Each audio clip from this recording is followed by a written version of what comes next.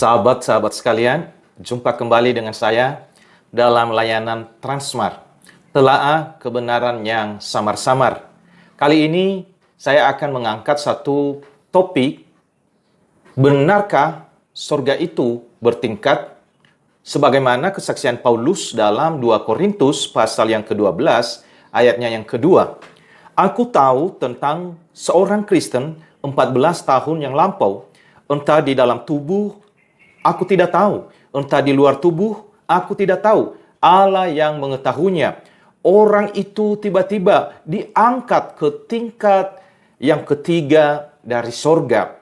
Dalam 2 Korintus 12 ayat 2 ini, Paulus menuturkan atau memberi kesaksian kalau ia tiba-tiba diangkat ke tingkat yang ketiga dari surga. Benarkah surga itu bertingkat? Kalau benar, di manakah surga yang tingkat 3 itu? Saudara-saudara sekalian, di dalam tradisi Yahudi, di dalam Alkitab, langit atau surga dapat dibagi menjadi 3. Yang pertama, surga atau langit yang disebut dengan cakrawala atau udara, termasuk awan-awan dan atmosfer. Lebih jelasnya adalah langit di atas kita. Kejadian 11 ayat yang keempat berbunyi, juga kata mereka, marilah kita dirikan bagi kita sebuah kota dengan sebuah menara yang puncaknya sampai ke langit. Dan marilah kita cari nama supaya kita jangan terserak ke seluruh bumi. Langit di sini berbicara mengenai udara atau awan-awan di atas kita. Setinggi-tingginya menara tersebut tidak mungkin tingginya sampai ke bulan. Tetapi maksudnya menara yang menjulang tinggi ke atas yang masih bisa dijangkau dengan mata manusia tanpa alat pembesar sekalipun. Langit yang kedua di dalam tradisi Yahudi adalah langit dan benda-benda angkasa, seperti benda-benda penerang, yaitu matahari, bulan, dan bintang.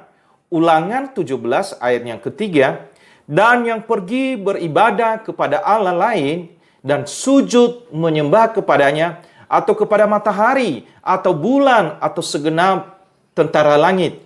Hal yang telah kularang itu. Jadi langit yang dimaksud adalah langit tingkat kedua, yaitu langit yang berbintang, di mana matahari, bulan, planet, dan bintang berada, atau langit di atas atmosfer kita. Itu yang disebut dengan langit tingkat kedua. Dan langit tingkat ketiga, menurut tradisi Yahudi di dalam Alkitab adalah langit atau surga di atas bintang, atau tempat kediaman Allah, atau takhta kemuliaan Allah, dan tempat para makhluk surgawi berada. Ulangan 10 ayat yang ke-14. Sesungguhnya Tuhan Allahmulah yang empunya langit, bahkan langit yang mengatasi segala langit, dan bumi dengan segala isinya. Ketika Paulus bersaksi bahwa ia diangkat ke surga tingkat 3, kalau ditafsirkan secara harafiah, maka Paulus menunjuk kepada surga dalam pengertian yang ketiga ini, yaitu surga tempat kediaman Allah atau takhta kemuliaan Allah. Kesimpulan ini didasarkan pada penggunaan kata Firdaus di ayat yang keempat, yang mencatat, ia tiba-tiba diangkat ke Firdaus, dan ia mendengarkan kata-kata yang tak terkatakan, yang tidak boleh diucapkan manusia. Firdaus berasal dari bahasa Persia kuno, yaitu Pairidesa, yang berarti taman yang dikelilingi tembok. Dalam Alkitab Perjanjian Baru menggunakan kata Firdaus sebanyak 3 kali. Yang pertama di dalam Lukas pasal yang ke-23 ayatnya yang ke-43.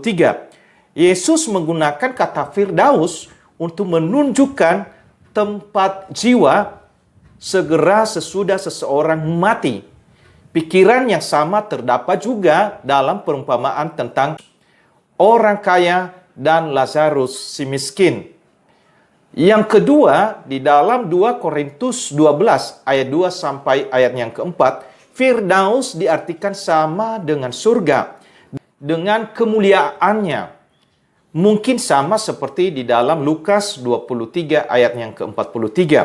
Dan yang terakhir di dalam Wahyu pasal 2 ayat yang ke-7 membicarakan Firdaus dalam pengertian eskatologi. Dalam bagian itu Yesus menjanjikan akan memberikan Firdaus sebagai karunia kepada siapa yang menang.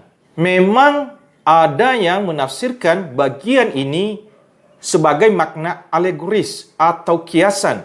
Misalnya mereka menjelaskan bahwa kata sorga tingkat 3 itu dalam bagian itu mengandung makna sempurna atau yang tertinggi. Jadi bukan bermakna harafiah.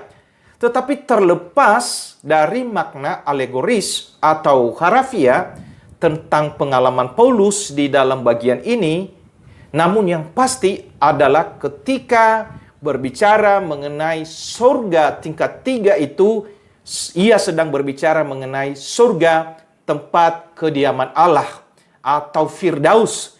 Demikianlah telaah kebenaran yang samar-samar ini. Semoga semakin menjadi terang benderang. Tuhan memberkati.